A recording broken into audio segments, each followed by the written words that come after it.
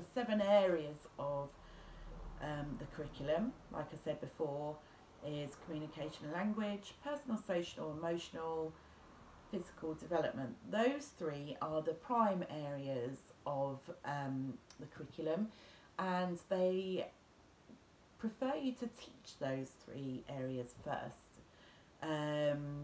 So communication and language is also set out into 3 subheadings.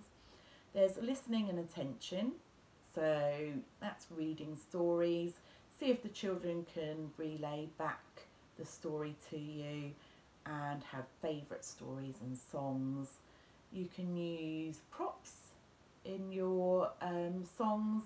That always keeps them interested a little bit more as well. So think about any stories or songs, or you can make props to go with the songs or stories as well.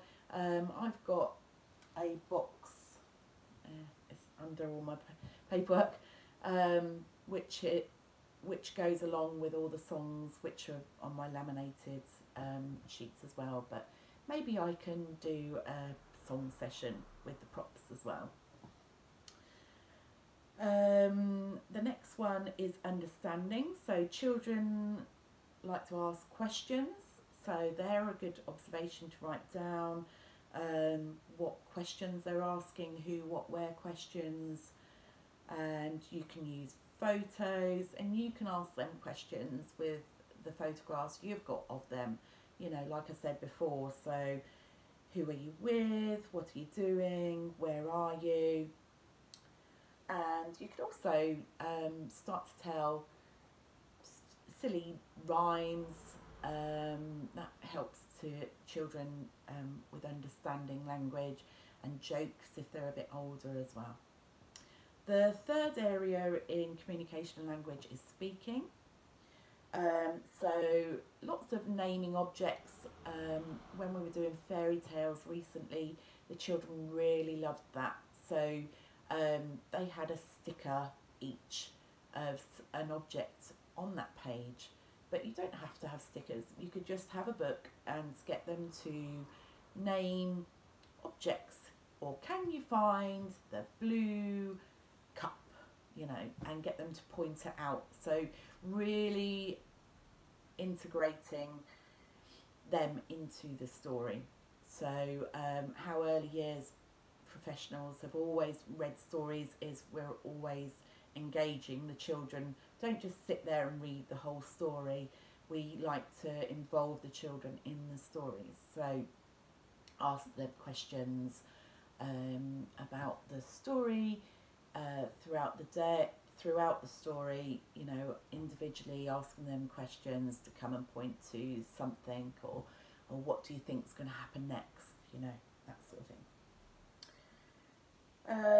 Talk about what they did today. So you could maybe set up a diary, or in this pandemic you could set up a homeschool diary, add photographs from free prints, which I do every month. I get all the free prints, so you can leave a space in your scrapbook or diary for the photographs you've taken, and just you could jot down what they've actually been doing every day, and then go back and look at it, and it'll be nice at the end of it to see what you've all been doing. So the next area of learning is personal, social, emotional and development. And this is split into 3 subheadings. The first one is making relationships.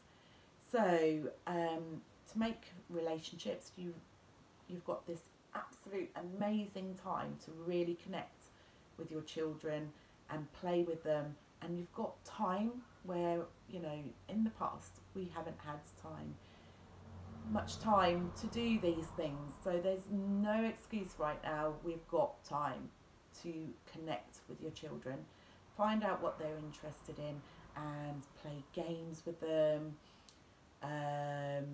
so that they're learning, taking turns and sharing board games, do a puzzle, you know, that sort of thing. Find new ways of talking to friends on FaceTime, WhatsApp, you know, if they're missing their teacher, me, or their friends within daycare, connect with parents and your teachers and do FaceTime meetings, regular FaceTime meetings to try and speak to them on WhatsApp or Facebook, you know, anything or Skype, Zoom, anything like that. So, and also with your family, you know, we're all isolated, so please reach out and find new ways of connecting with them. Sending letters and pictures to your grandparents, that sort of thing. Really, really good.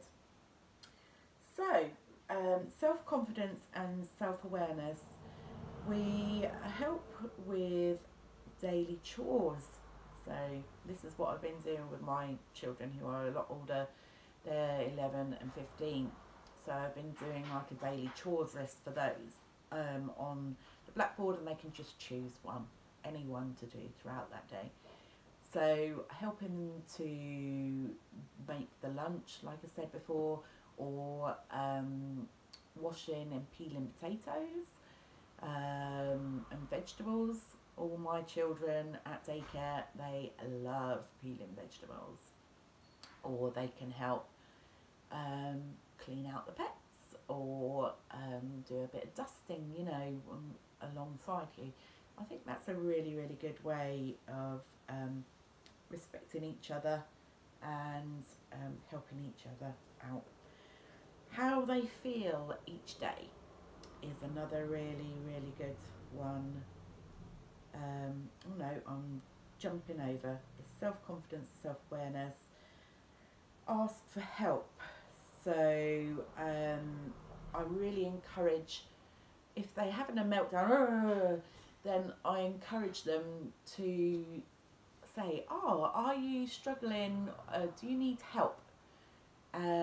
So promoting them and for them to actually ask you for help instead of having a meltdown is a really, really, really important, exciting thing for them to be able to do. And all my little ones were actually doing that now. So please still encourage them to use their words instead of having a paddy.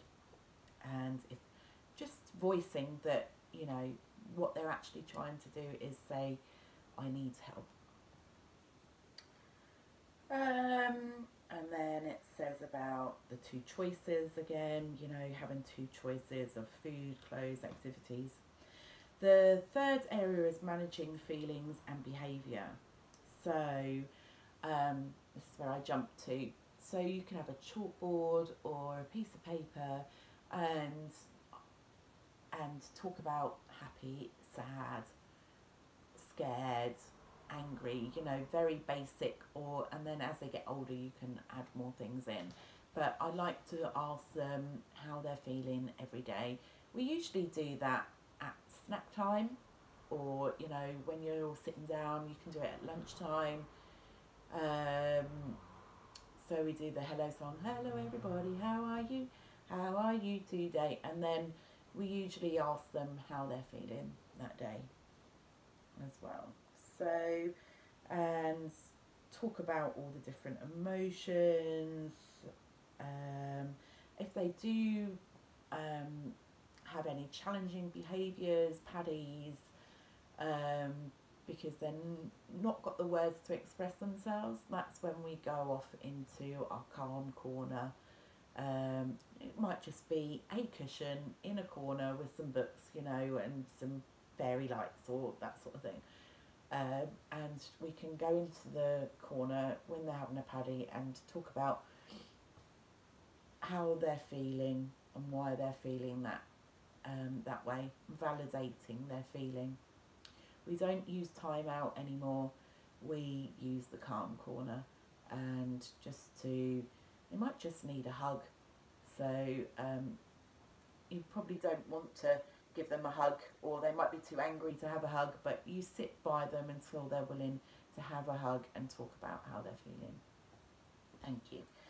So, physical development, the last of the prime areas, is set into two areas: moving and handling, and health and self-care. So, moving and handling, you can use balls inside and out, roll them to and from each other, ride the bikes or cars in the garden, do an indoor or outdoor assault course, fine motor skills.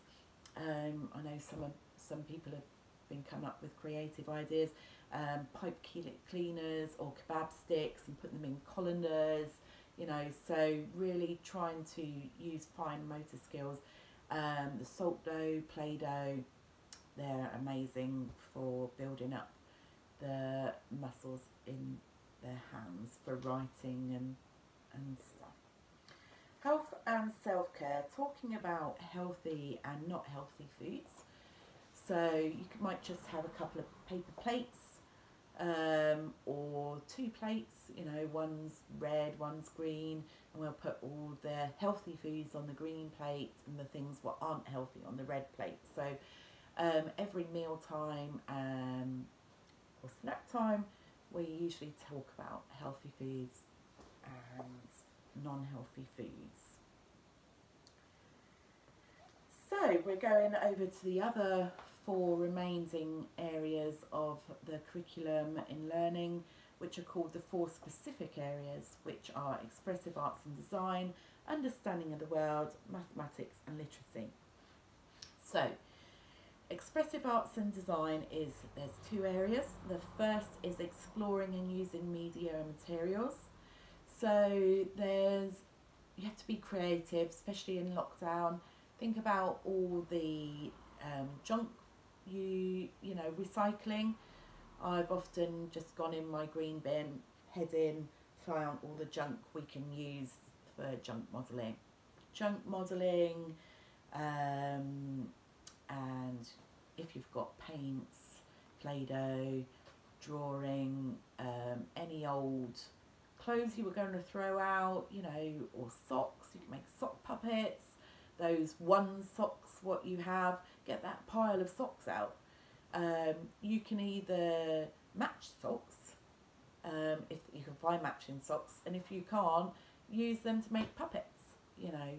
So really think with what you've got to recycle and use those as the materials.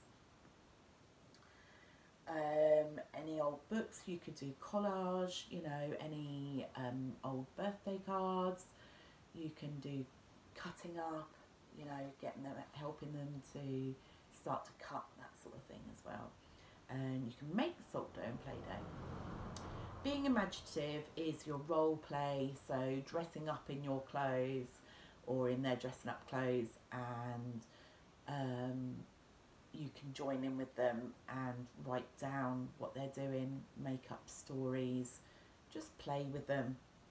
You can play with the tea sets, play superheroes, and they like to play superheroes and getting the bad guys in the jail and that sort of thing, and making instruments out of your junk modelling, saucepans, spoons, really just using what you've got to make instruments. So the next specific area is understanding of the world. So that is set into three areas: people and communities, the world and technology. So people and communities, we need to keep in touch with family, like I said before, through Skype, photographs, Facebook, you know, anything. You can even just seeing pictures and talking about them and trying to speak to them. You could do a family tree, to, you know, this is mum, dad, sister, brother, grandparents, you know, a very simple family tree you could make and then put photographs on there. You could do birthdays, like a birthday line. There's all different things, and talking about special events. And obviously this is going to go down in history, so this is a special event. So those diaries or scrapbooks of things what you're doing and seeing and hearing are going to be a valid piece of history. The next one is the world. You can do a nature hunt in your garden, talk about what plants they see, if they find any bugs, what sort of trees or flowers you've got in your garden, lie on the ground and look for shapes in the clouds, you know, that sort of thing. Collect all some leaves or grass, sticks, you can make faces out of them or a collage. And technology, luckily most people do have at least like a phone, parents do, so they can Google or YouTube. Hopefully you're watching this on YouTube. Whatever the children are interested in, you can really delve deep into their interests, you know, mini beasts, find out life cycles, about fossils, or you know, really look into it via Google and all of those wonderful things we have nowadays. And obviously there's games and stuff as well, but try only to use like a certain amount of time per day where they're on the games, because it's so important to use all of these skills. So mathematics is set into two areas: numbers, shapes, space and measure. So the first one, numbers, you can do a number line on a washing line, you can draw numbers outside with water and a paintbrush, draw numbers in the sand or your salt with a stick or a paintbrush. So there's lots of things, and counting like your stairs if you live in a house, all the way up and all the way down. Every time you come up and down, count everything within play. So if you know they can count to 10, let's start counting up to 20, that sort of thing, and introducing the numbers into play on cards or a piece of paper.